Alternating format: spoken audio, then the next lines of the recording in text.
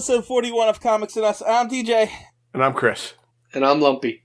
And this is the review show that reviews comics chronologically. What's the tagline? Kind of. Kind of. Kind of is kind of the tagline anyway. We're going into Detective Comics number 56. It was released in October 1941. It is 13 pages long. This one is called The Stone Idol. Let me get credits out of the way before you two chime in and start ruining the podcast. Executive editor Whitney Ellsworth. There you go. Didn't even get one name out of the way yet. What happened? I did that on purpose, just so you know. Executive editor Whitney Ellsworth. Cover artist Bob Kane, Jerry Robertson. Written and penciled by Bob Kane. Inked by Jerry Robertson and George Russo. Letter George Russo. Editor Whitney Ellsworth. On to the cover. It is still 10 cents, and Bob Kane is still on there. Alright. So, the cover is Batman and Robin are trying to break into a house. That is what it looks like. While Dick Tracy shoots at Batman, and a cop is trying to beat Robin inside a window. That is a police officer with Robin upside down, isn't it? Yeah, that's what it looks like. It's weird. It's a weird cover. Yeah. Has nothing to do with the comic. Nope. Batman's climbing up like a fire escape or something. I don't know. Yep. And the guy's shooting at him. Dick Tracy's shooting at him. Yeah, so it's a strange cover with no bearing on anything. But there's a lot of detail in this cover. There is a lot of detail. All the windows are drawn. They drew a trash can. Like, they did actually put some work into this cover. But to be fair, it took two of them to do it. Yes. Yeah, it takes two of them to do every one, and they don't always put a lot of detail into them. That's true. Or any detail sometimes. It's just Batman and Robin with a moon behind them. I mean, this one has shadows. There's like light reflecting on the windows. It looks pretty good. It's a pretty good cover, and again, I just, like, even on the windows, they even put, like, the lines in the panes. Yeah, that's what I mean, like the light reflecting off the... yeah, they really did. There's lights on in the apartment buildings across the street. Yeah, They put a lot of work into something that has nothing to do with anything. At all. Has nothing to do with it. Brickwork on the building. So, but I enjoy that they took the and cared about this cover. Yeah, I mean, that's something. It's something. It's probably because they didn't put a lot of effort into the story. I'm going to agree with you on this one. Yeah. I was okay with the story. I'll get to the story, but before we go into the story proper, I'm actually reading from the actual Detective Comics, so I'm just going to update you who's still in it real quick, since we haven't done that in a while. So, Bart Regan Spies, still second. Then it's Crimson Avenger, Larry Steele, Speed Saunders, Cliff Crosby, Steve Malone, and Slam Bradley still closing. You forgot the Crimson Avenger. No, I didn't. Oh, you did say the Crimson Avenger? Yeah, I did. Oh, okay. But I didn't hear you say Crimson Avenger. It was the third name that I said. And I missed it. Maybe you said it too fast. I never heard you say it. Never said it. But I only bring that up because the second page of the Detective Comics proper, because I know you guys are reading from, like, trades of Batman. I am. Yeah, I am definitely trade. The second page is a message to our readers introducing the new editorial advisory board for DC Comics. Oh. Since the inception of this and other DC magazine, a rigid policy has guided the editors in their selection and presentation of editorial material. A deep respect for our obligation to the young people of America and their parents, and our responsibility as parents ourselves combined to set our standards of wholesome entertainment. Earlier this year, we recognized the value of active assistance on the part of those professional men and women who have made a life work of child psychology, education, and welfare. As a result, we secured the collaboration of 5 advisory editors, each a leader in his or her respective field. In this issue, we have taken the pleasure to introducing you to Dr. Robert Thorndike of Columbia University's Teacher College. I'm not going to get into the rest of his credentials. Ruth Eastwood Pearl, Ph.D., who is a psychology of children. Gene Tunney, former world heavyweight champion and successful businessman.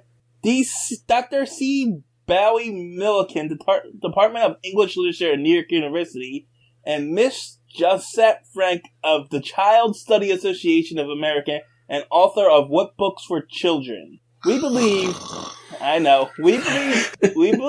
parents and young people alike will welcome the addition of these outstanding experts to our advisory staff. As the number of comic magazines has increased so rapidly, it has become important than ever to discriminate between them. The DC at the top of our magazine covers is your guide to a better magazine. Sincerely, the publishers. I got a feeling this means Batman's not going to kill anybody anymore for a while. We're not going to get too many, of our racist problems that we've had in the past. We're going to see more PSAs. That's what you're saying. We're going to get more PSAs. A lot more. Not too much blood. We're not going to get too much more blood. I just thought it was worth the note to read the letter in this. Mark this this comic as number 56 of the Comics. A sad day where we worry about our children. a sad day for comic books. That's what that is. I just really wanted to note that as we go into our Scooby-Doo episode of Batman here. Yeah. I was waiting because I was going to say the same thing. And then I realized, though, that Scooby-Doo didn't come out until the 60s. Yeah, I know. So, we know where they got all their stuff from now. Well, to be fair, Batman and Scooby-Doo had a lot of episodes together. Oh, yeah. There was a lot of Batman and Robin on Scooby-Doo. Really? Yeah, oh, yeah. Batman and Robin visited quite a few times on Scooby-Doo. There was a movie... So, do they have anything to do with DC Comics? Well, DC puts out the Scooby-Doo comics. I didn't know that. And but I do believe Scooby-Doo got pretty big. Like they were pulling some pretty big name actors at the time, and like the Harlem Globetrotters and thing were very popular at the time. Yeah, I think recently they just started releasing new Scooby-Doo and Batman comics from DC. That's pretty wild. I mean, when you read this one, this is Scooby-Doo. I mean, it is clearly, and I agree. When I was saying that earlier about how I didn't really like the story, I didn't really mean it like I didn't like it because I don't hate it. It was Scooby-Doo to me. It wasn't really Batman. Well, but you know what Scooby-Doo was? A detective. Guess what Batman is? Detective. The world's greatest. Yeah, right. Except this is all the Scooby-Doo tropes. It is. I liked it. I don't know why. And I guess for me, I didn't realize, obviously now that I know, Scooby-Doo pulled from this, not this pulled from Scooby-Doo. But when I first read it, I was like, I'm reading Scooby-Doo right now. This is clearly Scooby-Doo. It's nothing else. Well, guess what? The next episode we do, that's Scooby-Doo-ish too. Yeah, I agree. Especially at the end of that one. So no, that one gets dark. I like that one. I like that one too. Well, I guess we'll get to that one, but I did like that one. I like both of these. These both are very weird, and that's why I also wanted to read the editorial message board because it seems like they had changed in format. Yeah, they had a little bit, but I don't know if this. Like I said, you're probably not going to see too many Batman murders and blood. Well, so. You say that, but I have a question about what happens later in this. Okay. All right, so I guess we should get to it proper, huh? Yeah. All right, so the opening splash page is a giant. What is he? American Indian, I think. I think he's an American Indian. Giant American Indian man, literally giant, hovering over buildings and stuff. I think the word is Native American, by the way. American Indian, Native, whatever. I don't know if that's even proper anymore. Yeah, I don't know either. I don't know what the proper... Well, you got to forgive us anyway. We're in 1942, so... Yes, and... Actually, we're still in 1941. Are we still in 19... We're never getting out of the 40s, are we? I mean, it's going to be a while, but we'll get there eventually. But, yeah, so Little Robin swinging towards the giant Indian guy, Native American guy, whatever. As Batman runs forward, and some guy wearing a sombrero is front and center making a funny face. Yeah, and it's definitely not canon because that Native American guy is huge. And but when we find out, it's a person, so. It's definitely not canon. Yeah, this is not this is a fake splash page. Yes. Into the story proper, Bruce and Dick are on vacation. From what? It says vacation bound across the vast United States. I don't know. But all they talk about is Bruce doesn't work, and Dick definitely doesn't work. But they keep going on these vacations, and they're not on vacation. They're not on vacation for fighting crime because they take their suits with them. That's what I don't understand. They're not all. It does say vacation bound, but I can't figure out what they're on vacation from. If you have Bruce Wayne's money, what else are you going to do but vacation? But you don't say vacation if you're not taking a vacation. If every day's a vacation, right, you're just traveling. He's taking a vacation from being a playboy. But he's not. Because if he's going away somewhere, he's still a playboy. Nah, maybe he's not going to hit on any women here. He's not, because he's working.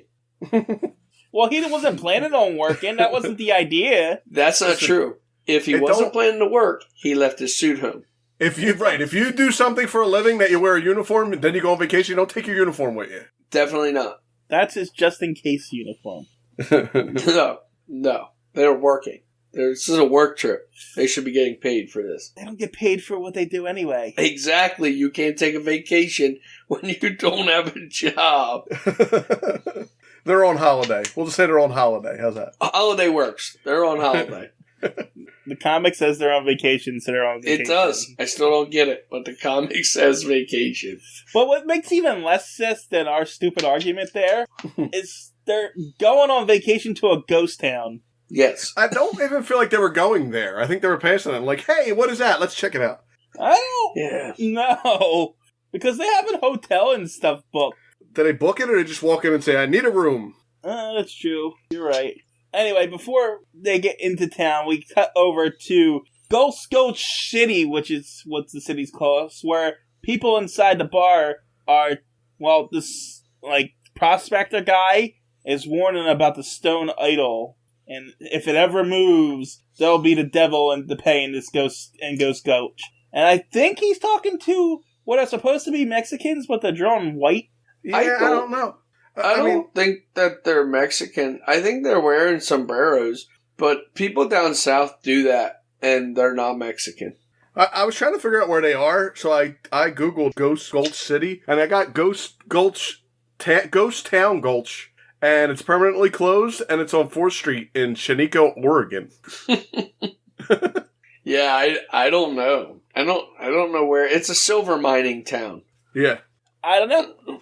Whatever the case may be, this mad prospector guy is like, you guys don't listen to me. Don't forget what I said about the warning. And that's your Scooby-Doo villain for you for this evening. Right. And then Bruce and Dick go check into their hotel. And then, truck? I don't understand what happens here. Yeah, I don't understand what either. The road starts giving way and the truck, then what? It hits the... I don't understand why the truck at all. Yeah, the truck makes no sense, right? Yeah. Because it just hits some dirt, and then lightning strikes the stone idol that moves, and it falls down to the ground. Right, it falls down the mountain. And that's I don't it. know. Yeah, they never talk about the truck again. I don't know. But now the people are all, getting all superstitious because, the stone idol moved. That's a bad thing. And now it's the devil. Dead. So the stone idol was supposed to watch over the... Oh, wait. Quickly as it came, the fury of the storm ceases, and the moon lights the stone idol standing where the truck had disappeared, it says. Oh. Yeah, that's weird. That doesn't make sense either. No, I thought you were going to say it makes sense. It doesn't. It does not make sense either. No, real quick. There's only one silver mine in the United States, and it is in Idaho. Idaho? Well, this told me Oregon. Yeah, I mean, it's in that direction, I guess. No idea.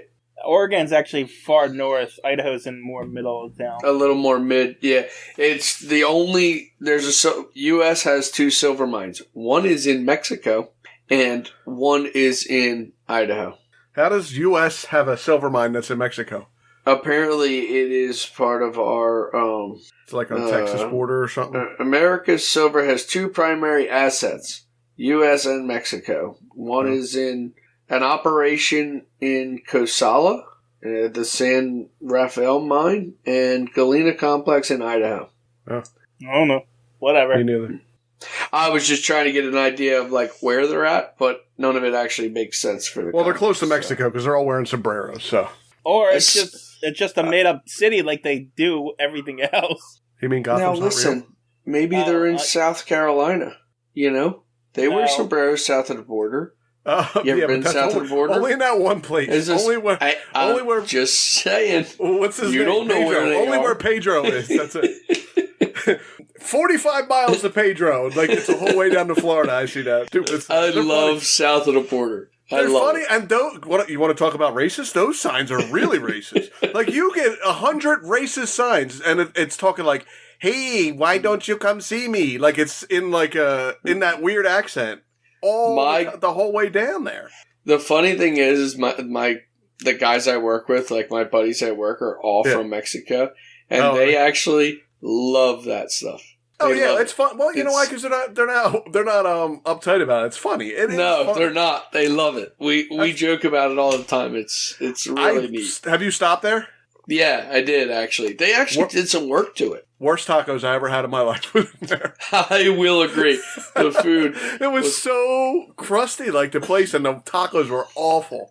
I don't want to put the place down. I want people to go there. No, we had fun in there. We had fun in there, but I wasn't a fan of the food. But it was also off season, so there wasn't a lot of people there. We were the only ones. Yeah, there. me too.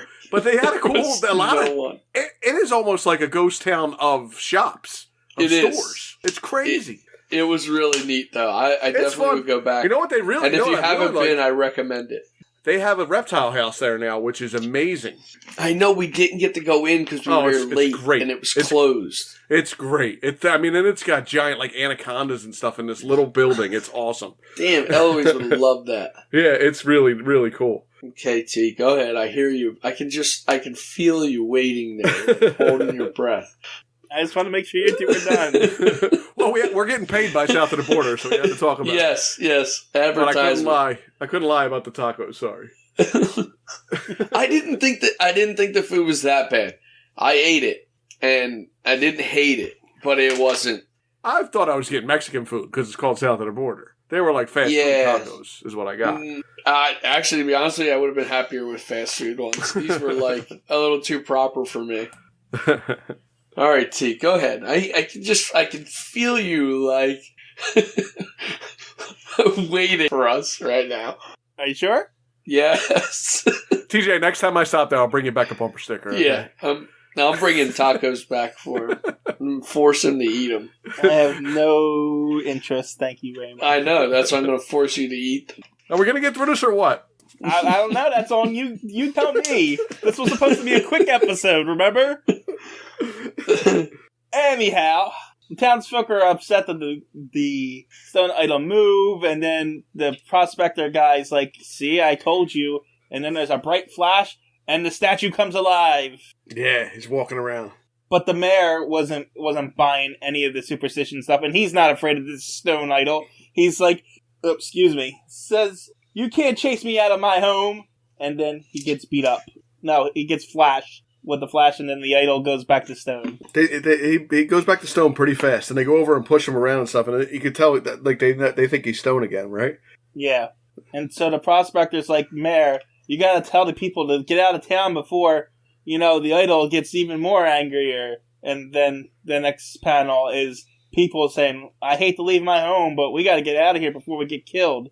And then the mayor's like, stop being frightened by a piece of stone. We gotta fight for our homes. And then the prospector's like, the stone idol is coming. And then he comes. And right there in that panel, I thought circus performers.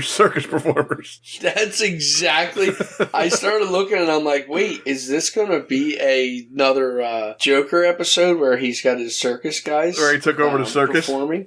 But yeah, Stone Idol shows up with a bunch of lackeys. And you spoiled it. But yeah, they are circus performers. Well, that's what they look like. I wasn't going to tell you that they were. I was just saying that's what they look like. I'm just going to bring it up now. Why is every time circus performers are portrayed, they're bad guys? Bad guys, yeah. For some reason, we don't like circus performers in the 40s on Batman. Apparently, they're all evil, because there's been like 7 throughout the comics, each from a different carnival, and they're all evil. I feel like back then there was a problem with them because they went from town to town, so they would like do shit and then leave and never get in trouble for it. Yeah, they were just gypsies. They were traveling circuses, and basically when they came to town, people wanted to see the show, but they were definitely looked at as not good people. You know, they're just not. They're freaks. That's the way they were viewed. They were freaks. But I don't think they were all evil. No. I think they had some people doing some bad things because they knew they were leaving the next day. Well, you have people doing bad things in every group and everything. So. Agreed. But think about this. I want you to think about this just for yourself. When you drive around somewhere and you might see a guy standing on a corner begging, you don't necessarily trust that guy. And he hasn't done anything. He's just a homeless guy. That's the way people looked at these traveling people all the time. I don't know what you're thinking, but when I see that, I don't give that guy a second thought. I don't think he's untrustworthy or trustworthy. Do you roll your window down and put money in his basket? No, I drive right past him, not even thinking about it. Because you don't really want to roll your window down and do anything. Now, see, sometimes I do, sometimes I don't. But I'm the same. Sometimes I feel bad and I do it, and then sometimes I'm like, or if I'm gonna keep driving. If they got like a cool thing, like I had the one guy was like had a sign and it was like, "I'm not trying to get food, I want to get beer," and a sign said, "Please give me." That guy gets my money every time. Yeah, he got my money. Because listen, he's not trustworthy. But he's not trying to tell you that he is. I just want to go buy beer. Well, maybe he is trustworthy. He don't want to lie to you. I guess that's true. He's not. Yeah. Listen, but he's telling you he's not really doing something good with the money. Right. He's not trying to feed himself. He's just trying to go get beer. But me not stopping has nothing to do with that guy. That's me being lazy and not wanting to waste my time. That's true too. It's all me. It has nothing to do with him. Don't feel. I'm just saying.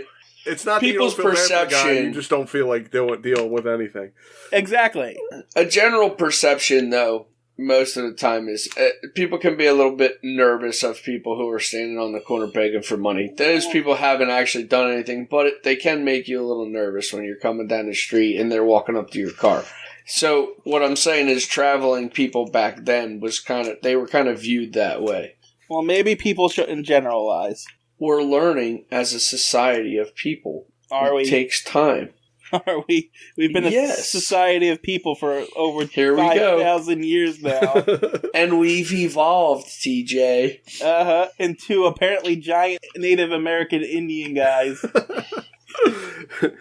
Well, I mean, some of these guys look pretty big, especially compared to Robin. The evolution chain, they've done pretty good. You just spoiled it. We're not there yet.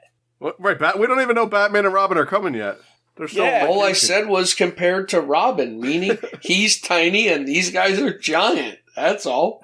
Anyway, this mob is rampaging through the streets, and then Batman and Robin show up. How did they get here? They're on vacation. Oh, wait. They're not? Well, no, Bruce and Dick were on vacation. This is Batman and Robin. Yeah, well, either way, somebody's not on vacation. Bruce and Dick brought their suits and became their job. Batman and Robin. No, they're not the same people. They're not the same people. Yes, they are. You don't know their secret identities. I do. Anyway, they get into a fight. Batman punches a guy. Robin punches a guy. Robin punches a heavyset guy with a hammer. He's a big guy. He says, "You certainly pack a lot of mush around your middle." He looks like King Hippo from Mike Tyson's Punch-Out. That's what he looks like. Just the Dreams Punch-Out. It was Mike Tyson's when I played it. It's Mr. Dreams now? No, it's all right. Well, a quick video game history lesson here. It was Mike Tyson's Punch-Out, but then everything happened with Mike Tyson, getting arrested and stuff. So Nintendo took his name off and put Mr. Dream on there. Well, kept the same guy. Kept the same guy at the end, right? Well, no, they changed the guy to Mr. Dream. Right, but he still looked like Mike Tyson, didn't he? No. Oh, really? Okay. I did not know that. I had no idea. Yeah, Nintendo didn't want to be associated with Mike Tyson at that time, so that's ridiculous. For good reason. I mean, he was convicted. That's ridiculous. No, that's my opinion. Not really. It don't matter to Mike Tyson. I'll tell you what. It don't matter to Mike Tyson. He got his money for it. So yeah, exactly. So, and the only thing that would have only hurt Nintendo's brand at the time. So yeah, none of what he did changes what what he actually did in the ring. And that's what the game was about. Anyway, we're not going to get into that. It wasn't about that at all. Yes, it was. The game was about fighting in the ring. It had nothing to do with his personal life. He was one character at the end of a game. You realize we are 27 minutes into Detective Comics number 56. Just so you know. Yes, again, that's my opinion. I'm allowed to have an opinion, TJ. And this is one of the episodes that you guys both said you didn't like the comics, so let's go. That's why we keep getting off topic. That's probably why. So, Robin kicks a guy, and Batman knocks a few guys down some steps. He punches another guy with a knife thrown at him. It's just a big fight, and then a giant flash of light happens, and everybody disappears, and the stone statue sits where it was, which makes no sense. The flash could have only been 3 seconds. They couldn't have all disappeared. They cleaned up everybody. There was like 5 different guys. They cleaned everybody up, and during one little flash, and the idol's back where it was. So the citizens are asking, who were those masked men? And Batman and Robin. The mayor's like, I like them. Later in the hotel room, Dick and Bruce are talking about what happened, and Batman's starting to get an idea of what's going on. But the citizens are terrified now, and they need a sacrifice, so they're going to kill the mayor. That's, a great leap from where they were. Okay. They were normal people. They were leaving. They were scared. Now they're going to throw the mayor off a cliff. Sacrifices need to be made sometimes, for the stone idol. Art gets a little lazy after this. A little bit, yeah. Yeah. Anyway, it's not like they chicken out of it. No, they throw him off a cliff. they attempt to murder the mayor, but Batman swings in, thank God. Yeah, grabs him. But when he grabs him, that's when the backgrounds disappear. It all turns red. And it's nighttime, and yet the background turns red, completely red. Yep. Maybe it's another flash. Not yet. No, because the backgrounds are pretty detailed up until that point, and then it just turns red. Yeah, it just turns red. It's weird. It's easy to be detailed with giant word bubbles all over the place. And giant men, you just draw like one leg, and Batman stands in front of it. Yeah. So they get into another fight, and then the stone's idol comes to life and picks up Robin. And then another flash and Robin disappears. This gets Batman. Batman goes into berserker mode after that. He's pissed. And he's like, yeah, only I'm allowed to kill him. Yeah, I didn't even plan this. I want him dead on my watch. So he takes a hammer and smashes the stone idol, but he realizes it's just stone. But he's got an idea. He enlists the mayor's help, and they push the stone idol off, and I guess they discover a cavern underneath? Yeah, there's a cavern like with an elevator and stuff underneath. So how did that truck fit in there? I don't know what happened to the truck. We're not discussing the truck anymore. That's what the truck. No one pay attention to the truck. The truck never happened. The truck didn't happen like the flower people didn't happen. How many times do I have to tell you we're not allowed to discuss the flower people? I thought we were, but only in fantasy ones. Yeah, I know. Is this a fantasy one? No. Well, I thought this was in the beginning. I thought it was in the beginning when I saw a giant Native American guy. But no, this is a Scooby-Doo episode. You're ruining it. That's Wayne's World. Yeah, but that's what they do for the Scooby-Doo ending. Anyway, there's a mine underneath where that is, and a stone throne on like a crane, I think. Yes. What? A stone throne on a crane. Yeah, there's like it's more of like a dumbwaiter. This doesn't make sense, though, because that's supposed to rise up and take the place of this idol above, right? Right, the idol comes down, that goes up. Yeah, that, I guess, maybe. But it would have to be in the same spot, so the only way it would really work is if the stone idol got lifted up into the air. Nobody said the townspeople were smart. So it doesn't have to be in the exact same spot. It can be moved back or over or something like that. I'm sure they had some kind of pulleys that brought that down and this up. Yeah, I'm not going to get into the mechanics of this, whatever. Anyway, Batman gets in another fight down in there. He's beating up some thugs. But somewhere along the way, Robin got kidnapped. Yeah, well, Robin got taken down by the guy, but I don't know what happened after that. The stone idol took him down. You're right, I forgot. Wow, that was like 2 pages ago. I don't know how I forgot that already. But that's why Batman went down there. Right, yeah, you're right. Anyway, we get knockout number 13 for Robin as he's hitting the back of the head. He's not out very long, though. Well, and then Batman gets... I guess he jumps into a minecart? No, he gets caught unawares, and the minecart hits him, and he falls into the minecart. But where did the minecart even come from? I think these thugs probably pushed it at him or something. But the thugs are still holding Robin. There's a bunch of thugs. I mean, I counted 5 down here total by the end of this. Oh, okay. Anyway, the minecart's about to run over Robin. I guess that's gonna kill him. Hold on. Oh. Alright, I noticed that someone muted it. I didn't realize that's what that was. Sorry, if you want to listen to me sneeze next time, I just won't mute it, if that's what you want me to do. Well, no, I've never seen I've never seen them mute it before, because I don't normally have it in front of me, and I have it in front of me now. You yelled at me last time, because when I pushed the button on my microphone to mute it, it makes all kinds of noise. So I muted it on the screen, and then you catch me muting it on the screen. You're peeling the curtain back. Talk about what's going on. You're ruining the magic, TJ. Well, I don't know how this minecart's going to kill Robin, but Batman picks him up and throws him into the minecart. It was going to run him over. Yeah, but it wouldn't kill him. It would have been. Yeah, those wheels are sharp. Big steel wheels. Cut his head right off. Yeah. It's Robin. Anyway, again, I don't know why Batman saves him, because maybe Batman knew it wasn't going to kill him, and he was going to have to take care of him if he gets injured. So he said, "The hell with this! I'm picking him up." That's true. That makes more sense. So the minecart crashes, and then the stone idol just shows up. Yeah. And then him and Batman get into a fight.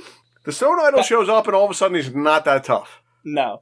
And Batman realizes that he's not a stone idol, and he's just a person. So he punches him into one of the pillars and causes the entire mine to collapse and kills everybody. Listen, I said Batman wasn't going to kill people. I didn't say he wasn't going to accidentally kill people. So am I counting the 5 deaths he does down here?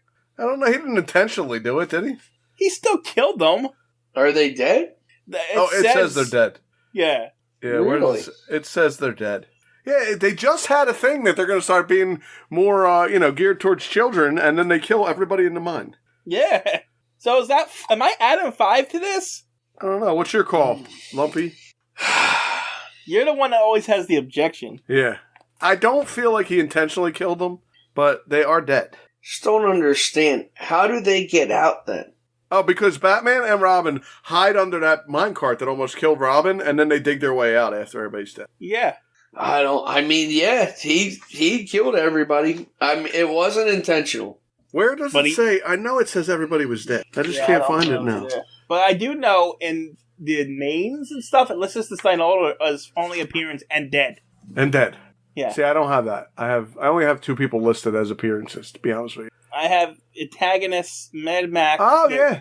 Yeah, I got that too. Dies. Only appears and dies. Yeah.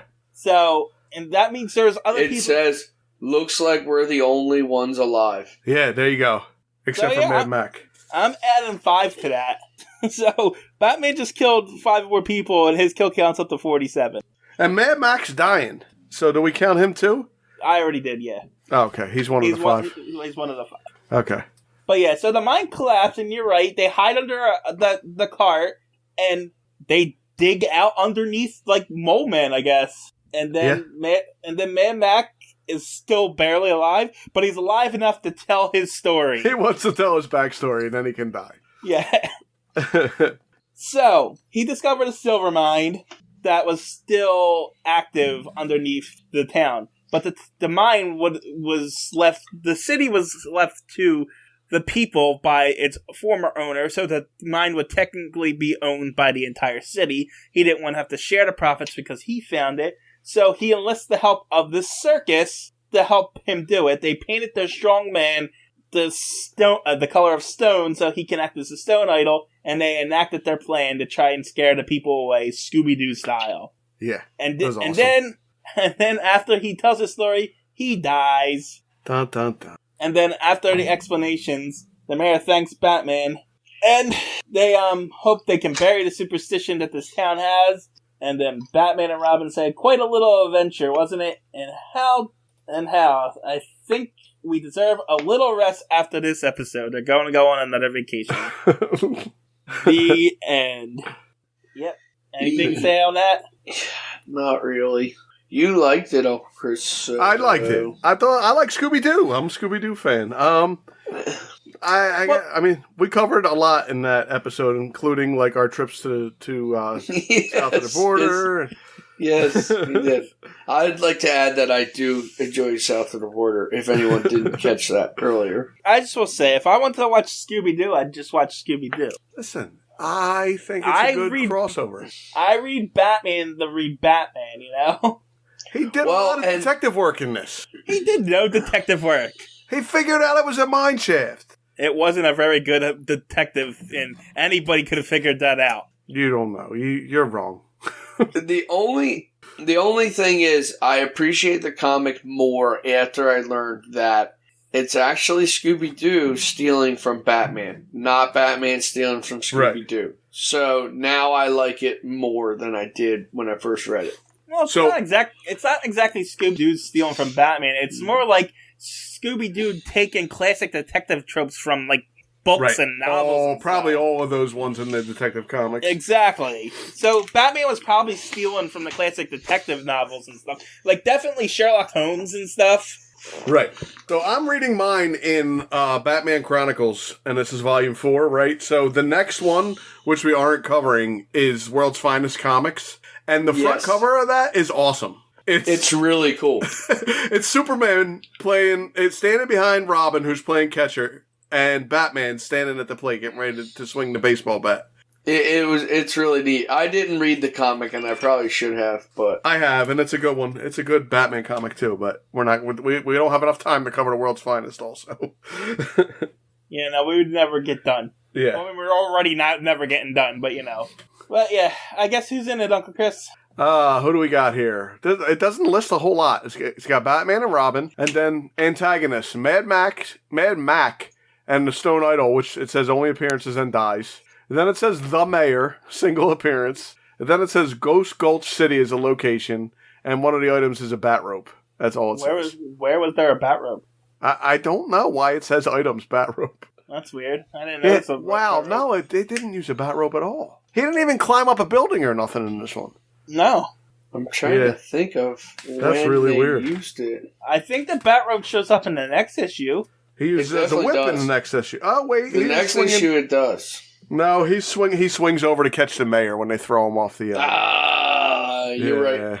Yeah, he does. That's where it is. All right. We've been going for almost an hour. Yeah, this is ridiculous. Anything else? I have a joke, but I think we might have heard it already, but I'm going to say it anyway. And it's awful. Like, it's just a horrible joke. You ready? Yeah, go for it. So, kid asks the genie, I wish I could be more like Batman. So the genie says, wish granted. So the kid gets home and both his parents are dead. Yeah, no, I don't think we heard that one. That one's horrible. Yeah.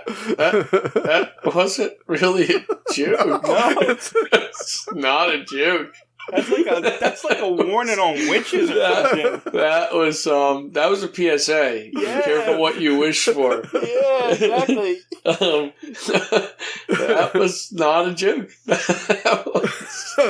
Okay. It's pretty messed up. I'm out of here. And we finally did our last joke for ever. So that was it. Goodbye, everyone. See ya. Bye.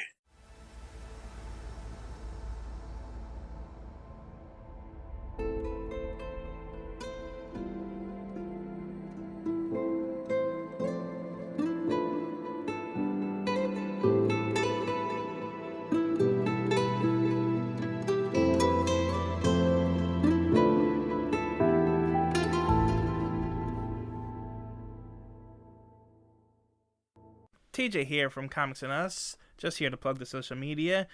Check us out on Twitter. Our handle is @EveryTNUs because someone took everything and us, but the name of the Twitter page is Everything and Us Podcast, and then the handle is @EveryTNUs. You can also check us out on Instagram, which is also Everything and Us. These all encapsulate all the podcasts that I do, but you're going to find all your updates for Comics and Us, Anime and Us, so forth and so forth. You can also contact us right now at everythinginUspodcasts@gmail.com. Still working on the website. And until then, that's where you can get a hold of us. That's all. Thanks for listening. Talk to you later. Bye.